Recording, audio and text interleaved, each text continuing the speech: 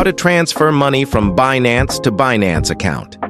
It's possible to send your USDT tokens from one Binance account to another without paying any gas or transaction fees.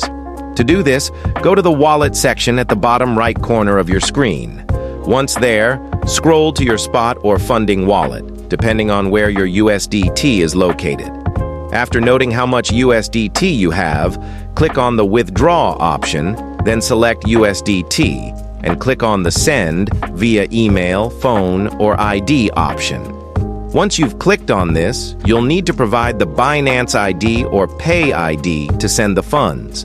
A Binance Pay ID is your unique ID for your Binance account, so you can simply provide this unique ID for the account you're sending to.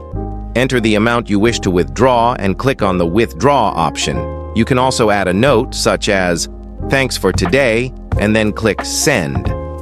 Your USDT will be sent to the Binance ID or Pay ID, and you won't have to pay any gas or withdrawal fees. You can also retrieve the Pay ID from your recent account logs. And if you like the video, give it a like and subscribe.